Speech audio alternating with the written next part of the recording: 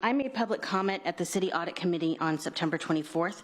Since I stayed for the rest of the meeting, I made note of some things the committee said that I'd like to address today, since the public doesn't have the ability to respond in real time.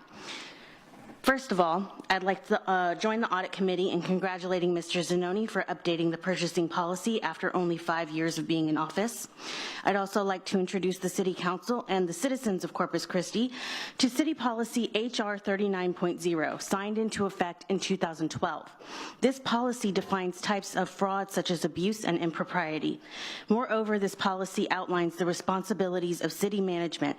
City management is responsible for instituting and maintaining a system of internal controls to provide a reasonable assurance for the prevention and detection of fraud, misappropriation, and other irregularities.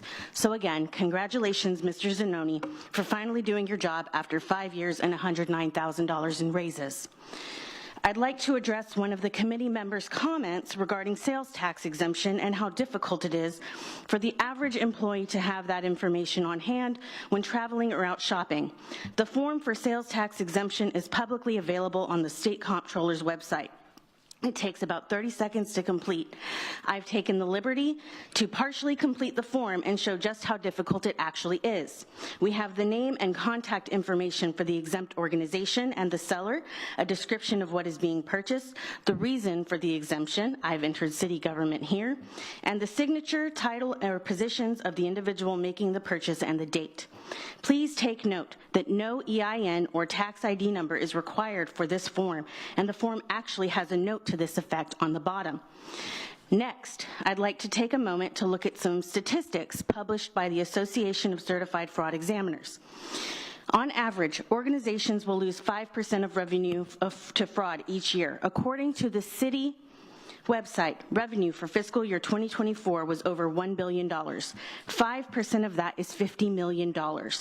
A typical case of fraud lasts 12 months before detection. In government, 19% of cases happen within executive and upper management, and in those cases cause the largest losses. More than half of the occupational fraud is directly related to poor internal controls or overriding and failing to enforce existing internal controls. Here, you'll see the 8 most common red flag behaviors. Maybe council and city management should review these and think about anybody that may fit these behaviors.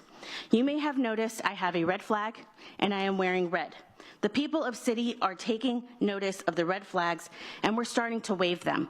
I do have more red flags. If anybody would like them on a break, I will not disrupt the meeting. And if there's any questions, I'm happy to answer them. Thank you, Ms. Martinez.